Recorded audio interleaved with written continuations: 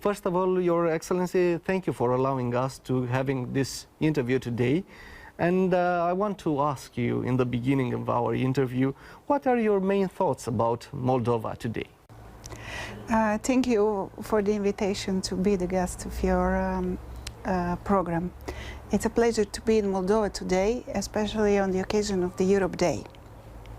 Our embassy is based in Bucharest, and we cover Moldova from Bucharest, but I come very often, in particular since Moldova started intensively the European integration process.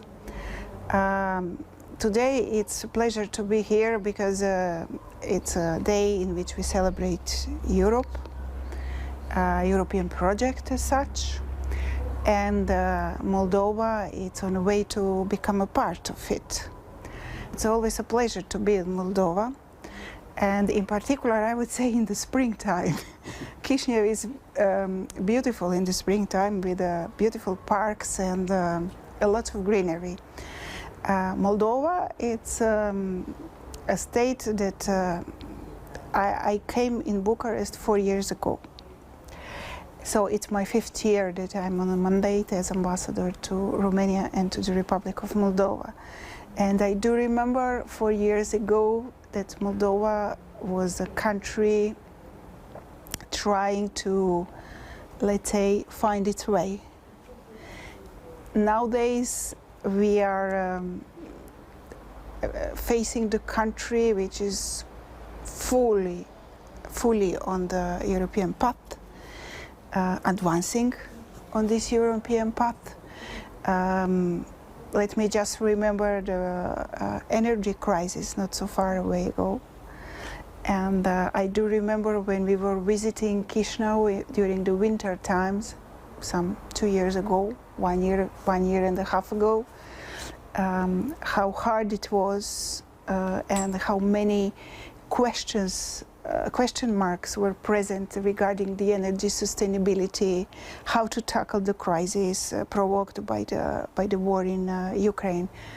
Today, actually, we see the country that is firmly on its way of development, of prosperity. Of course, the path is long, and there will be many challenges, I can assure you from Croatian point of experience, but nevertheless, it's in a good way, it's on a good track, and with a view to prosperity, to the better future, and that's what matters. Yeah, this is what I wanted to ask you. What is the impact of your country after joining the EU, and what is the significance of the Europe Day for you today? It's the 11th year that we joined the European Union. The path was quite long. It took us only almost 6 years to finish the negotiating process. Altogether, we started in 2001 with signing the Stabilization and Association Agreement. It's a kind of first contractual agreement it was first contractual agreement with the European Union, like the one that Moldova has, Moldovan, its association agreement, if I'm not wrong. And later on in 2004, we got the candidate status. 2005, we opened the negotiations, and the last chapters of the negotiations were closed in 2011, and then later on we became the full member. Nowadays, in overall, the effects of the membership in the European Union are positive. Do you have some numbers about this issue? For instance, the living standards, it's much better. The growth of the GDP is better. Although it has to be said that in 2008, after the big financial crisis and so on, Croatia was faced with the big, with many difficulties when it comes to the economic situation. And there was a period of, of inflation and so on. So it took us quite a lot to get out from this situation, which was also combination of different elements, also of the crisis that was present at that time. Nowadays we can talk about the better GDP growth. We can talk about also reducement of the debt, of the public debt, which is not yet at the ideal levels, but still it's much better than it used to be. The living standard improved. Also, thank you to the funding from the European Union. For instance, if you are talking in the numbers, I will mention one example. The EU financed the construction of the bridge of Pelješac. Bridge of Pelješac, it's a bridge that connects one part of Croatia. We are talking about the southern part of Croatia, Dalmatia, and it connects one territory, part of the territory of Croatia with the peninsula Pelješac, and then later on with Dubrovnik. Why?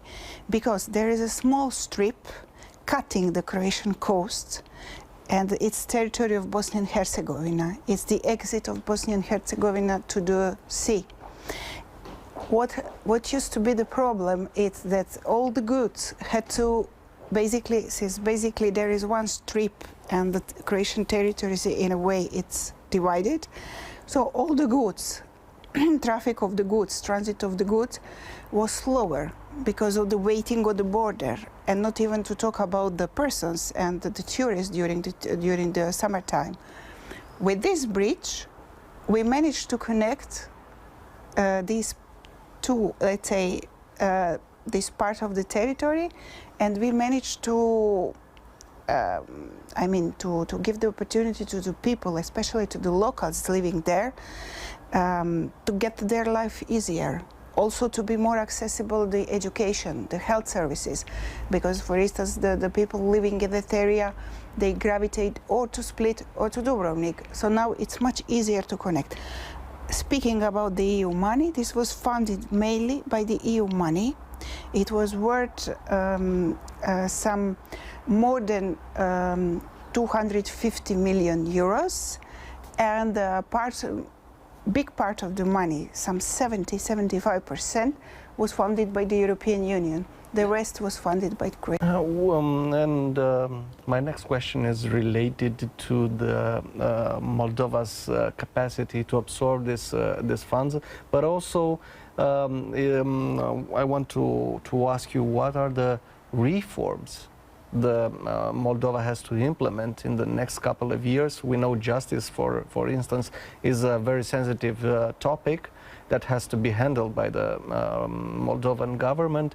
How do you see the order of the reforms in order to be able for this country to join the EU? The question of capacity, it was, the question everywhere, also in the countries that joined after the 1990s. It's not an easy process. The first thing that you need to somehow change the mentality. It's a kind of mentality switch. It's a process. It takes time for the people to get familiar, to get used to the European integration process requirements and criteria. And the people also need to be trained to explain to them how the European Union works, what is the decision-making process in the European Union, what is the role of the European Parliament, what is the role of the European Commission. So it's a process. It cannot be done, overnight. Exactly, I agree with you. When it comes to the criteria are also, I would say, pretty much for Moldova nowadays the same or similar, let's put it like this, as it was for Croatia. I can talk on behalf of Croatia. It's always one of the crucial reforms, but also the most challenging. It's about the reform of the justice sector. First, rule of law. Yes, and I want to ask you also about the joint projects of Croatia and Moldova and the stage of the bilateral relations between Moldova and Croatia. And also, as you know, Moldova is in eager search for investors here in Moldova. Maybe the Croatian investors will be interested in investing in our country?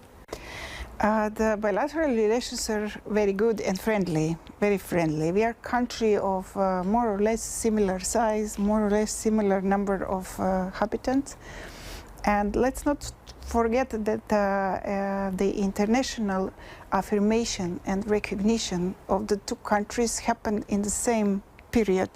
About the joint projects, we started with the development projects in Moldova, and I'm very proud of, as ambassador of Croatia to Moldova. Last year, Croatia donated electrical generators, power generators, to the medical institutions and to the educational institutions, mainly here in Chișinău, to help to overcome the winter if would have been needed. At the beginning of the war in Ukraine, we sent also a number of humanitarian help to overcome the period, this initial period, and also to overcome the situation with the refugees coming to Moldova and so on. Now we are looking forward to extend this cooperation again. Let me just say that the help to the health institution and educational institution was done in cooperation with the UNICEF here in Moldova. Now we are looking forward to extend this cooperation and to elementary schools and to some other activities that would help the realities of the local communities. So we would like to go out of the Chișinău and to help the local community with, of course, depending on their needs. When it comes to the investments, there is much room to do more on both sides. And definitely Croatia might be interested in investing in Moldova in different sectors, maybe infrastructure as a subcontractors, and also in the energy sector. So definitely there is much more room to work, to implement, yes.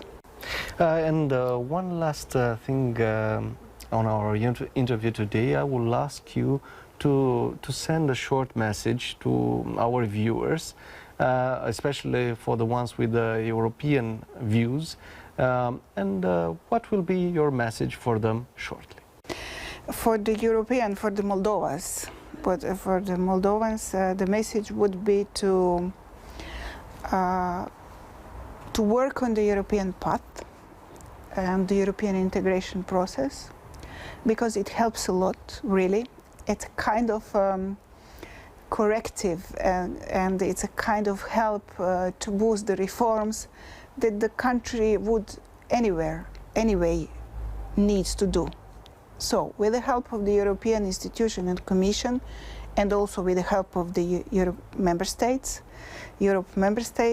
it's going to be easier to implement and to do these reforms. On this part, Croatia is a friend and a partner, and upon Moldovan needs, we will help Moldovan institutions, but also the local community. As I said before, we also want to help the local community and the ordinary people. For ordinary people, for the Moldovan public, I wish them a peace. That's very important nowadays. I wish them good living standards, and I can assure you that the decent living standards also comes with the help of the European Union institutions. Yes, Your Excellency, thank you very much again for being with us today, sharing your thoughts and experience as a diplomat of Croatia here in Moldova and also in Romania. Thank you again, and I wish you good luck in your future career, and come more often to Chișinău to visit us. Mulțumesc pentru invitație. Cu plăcere. Și la mulți ani.